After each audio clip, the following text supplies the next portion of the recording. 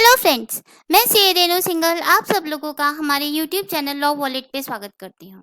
आज के इस वीडियो में मैं आपके साथ डिस्कस करूंगी टीडीएस के प्रोविजन और टीसीएस के प्रोविजन में जितनी भी अमेंडमेंट हुई है for the financial year 2020 and 2021। इसमें ना सिर्फ हम अमेंडमेंट को डिस्कस करेंगे बल्कि क्या टीडीएस और टीसीएस के एप्लीकेबल रेट्स हैं और ये न्यू प्रोविजन, ये अमेंडेड प्रोविजन कब से एप्लीकेबल होंगे वो भी डिस्कस करेंगे। ये वीडियो फ्रेंड्स बहुत इंपॉर्टेंट है, थ्रू आउट द ईयर आपको यूजफुल रहने वाली है, तो मैं आपसे रिक्वेस्ट करूंगी इसको एंड तक सुनिए। और अगर आपको हमारा यूट्यूब चैनल लॉ वॉलेट पसंद आता है तो इसे सब्सक्राइब कीजिए और हमारी वीडियोस को लाइक एंड शेयर कीजिए। सबसे पहला प्रोविजन है हमारे पास सेक्शन 194। सेक्शन 194 डील करता है टीडीएस ऑन डिविडेंड से। जैसे कि इस पे हम नंबर ऑफ वीडियोस पहले भी अपलोड कर चुके हैं कि डीडीटी इस साल से डिलीट हो गया है, मींस डिविडेंड डिस्ट्रीब्यूशन टैक्स अब नहीं लगेगा। अब डिविडेंड हम लोगों के ही हाथ में टैक्सेबल है, मींस जो रिसीवर है पहले कंपनी उसको टैक्स काट के आपको देती थी और हमारे हाथ में वो एग्जाम था, पर अब एसएससी के हाथ में वो टैक्सेबल होगा। तो सेक्शन 194 री इंट्रोड्यूस हो गया है। कब से? 1 अप्रैल। सबसे पहले इसकी डेट ऑफ एप्लीकेबिलिटी है 1 अप्रैल 2020। अगर 5,000 से ज्यादा का डिविडेंड है, किसे दिया जा रहा है? रेजिडेंट को, तब 10% टीडीएस कटेगा और अगर कैश में है तो 2,500। पर in case of non resident इसकी भी एप्लीकेबिलिटी डेट 1 अप्रैल 2020 है। तब डिविडेंड का रेट है 20% और सरचार्ज अकॉर्डिंग नहीं लगेगा, पर जहां सरचार्ज 15% से ज्यादा है वो लिमिट हो जाएगा 15% तक ही। नेक्स्ट है हमारा section 194A and section 194 sub section 5। 194A applicable होता है कोऑपरेटिव सोसाइटी पे। ये भी 1 अप्रैल 2020 से एप्लीकेबल हो चुका है। अगर सोसाइटी की turnover means sales, turnover, gross receipt कुछ भी कहा जाए, अगर वो 50 करोड़ से ऊपर है और वो इंटरेस्ट पे करती है सीनियर सिटीजन को 50,000 और इन एनी अदर केस 40,000, तो टीडीएस डिडक्ट होगा एट द रेट ऑफ 10%। पर अगर रिसीवर पैन नंबर प्रोवाइड नहीं कराता है तो उस केस में पैन टीडीएस डिडक्ट होगा 20% से। Then section 194A sub section 5, ये असेसमेंट ईयर 21-22 के लिए मीन्स अभी एप्लीकेबल हो गया है। सेंट्रल गवर्नमेंट के पास पावर दी गई है कि वो पर्सन को नोटिफाई कर सकती है या क्लास ऑफ पर्सन्स को नोटिफाई कर सकती है जिसके ऊपर या तो टीडीएस नहीं लगेगा या कम टीडीएस लगेगा, लो रेट से टीडीएस लगेगा नोटिफिकेशन इशू करके। नेक्स्ट सेक्शन 194C है। सेक्शन 194C में जो अमेंडमेंट हुए हैं वो भी 1 अप्रैल 2020 से एप्लीकेबल है। इंडिविजुअल एचयूएफ एओपी बीओआई अगर वो बिजनेस कर रहे हैं और उनकी सेल 1 करोड़ से ज़्यादा है, प्रोफेशन में है और उनकी ग्रॉस रिसिप्ट 50 लाख से ज़्यादा है, तो सेक्शन 194C एप्लीकेबल होगा।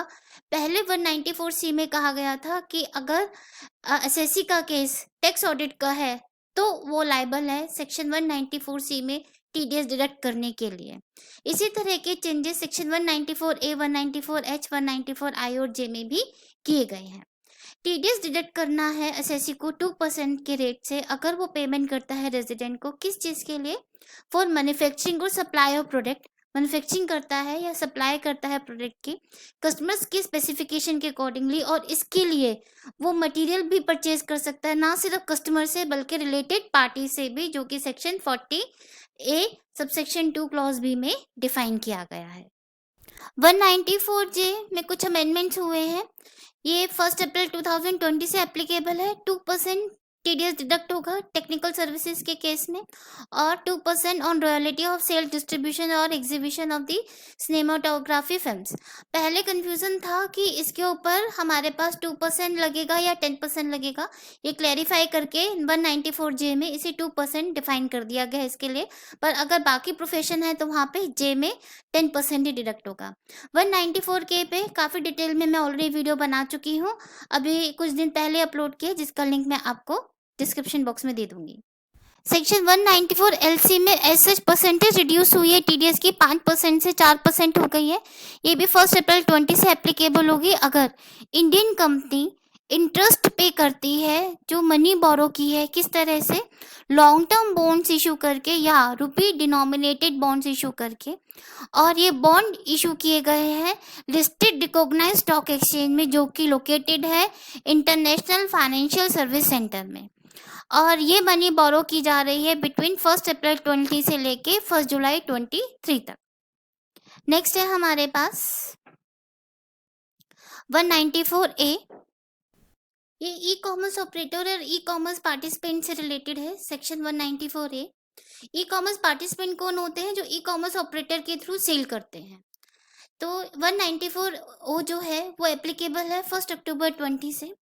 अगर ई कॉमर्स पार्टिसिपेंट ई कॉमर्स ऑपरेटर के थ्रू सेल करते हैं तो जितनी भी ग्रॉस सेल हुई है ई कॉमर्स ऑपरेटर के थ्रू, उसके ऊपर ई कॉमर्स ऑपरेटर की रिस्पॉन्सिबिलिटी है कि 1% TDS डिडक्ट करेगा।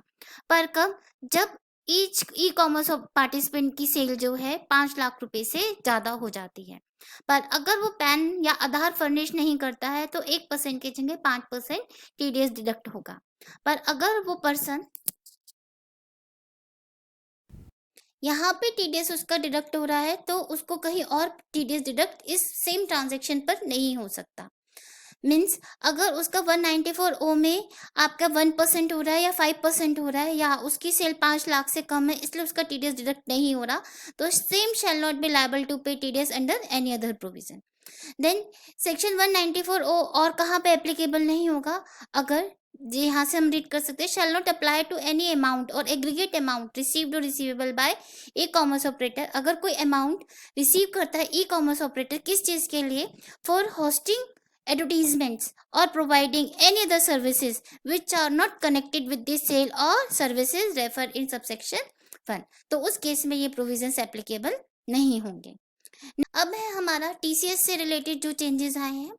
सेक्शन 206C सबसेक्शन 1G ये भी एप्लीकेबल है 1 अक्टूबर 2020 से।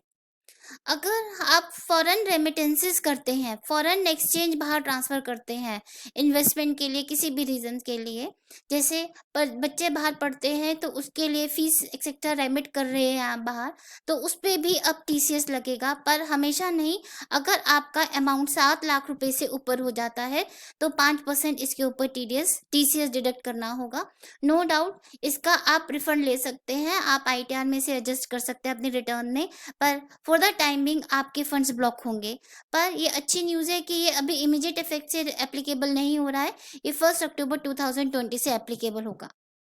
मैं सभी प्रोविज़न ब्रीफ में और सिंपल लैंग्वेज में आपको एक्सप्लेन, सिर्फ इंपॉर्टेंट पॉइंट समझाने की कोशिश कर रही हूँ क्योंकि इस पे पहले भी हम वीडियोस अपलोड कर चुके हैं। स्टिल अगर आपको किसी पॉइंट में डाउट है तो आप हमसे कमेंट बॉक्स में लिख के पूछ सकते हैं। नेक्स्ट है हमारे पास ओवरसीज टूर प्रोग्राम पैकेज। ये पहले भी इंट्रोड्यूस किया गया था, अब यहाँ पे प्रोविज़न लगा दिया गया है TCS का। पहले किया गया था कि आपको ITR फाइल करनी है अगर आपका 2 लाख रुपए से ऊपर का टूर पैकेज है तो, ओवरसीज का, फॉरेन ट्रिप का। अब इस केस में कहा गया है कि आप अगर किसी टूर ऑपरेटर के थ्रू कोई फॉरेन ट्रिप लेते हैं, ओवरसीज ट्रिप लेते हैं, तो उसके ऊपर टूर ऑपरेटर को आपका 5% TDS डिडक्ट करना होगा और ये भी 1 अक्टूबर 2020 से एप्लीकेबल हो जाएगा। नेक्स्ट है हमारे पास ये एक्सेप्शंस है कि अगर आपका यहाँ पे कहीं और डिडक्ट हो गया है तो कहीं यहाँ नहीं होगा, यहाँ हो गया तो कहीं और डिडक्ट नहीं होगा। नेक्स्ट है हमारे पास 2061H।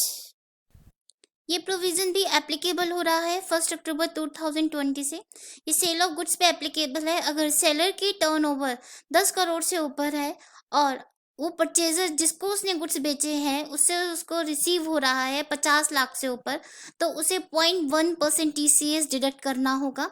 और अगर जो आपका परचेजर है वो आपको पैन या आधार प्रोवाइड नहीं कर रहा है तो 0.1% के प्लेस पे ये 1% हो जाएगा। तो फ्रेंड्स ये थे कुछ TDS और TCS से रिलेटेड अमेंडमेंट और उनकी रिस्पेक्टिव ड्यू डेट्स और उन पे किस रेट से TDS या TCS एप्लीकेबल होगा। मैंने बहुत सिंपल लैंग्वेज में सबको बहुत ब्रीफ में सिर्फ इम्पॉर्टेंट पॉइंट्स को ही डिस्कस किया है। स्टिल आपको इससे रिलेटेड कोई भी डाउट है तो आप कमेंट बॉक्स में लिख के हमसे पूछ सकते हैं। अगर आपको हमारा वीडियो पसंद आया है तो प्लीज़ इसे लाइक और शेयर कीजिएगा। Thank you, that's all for today.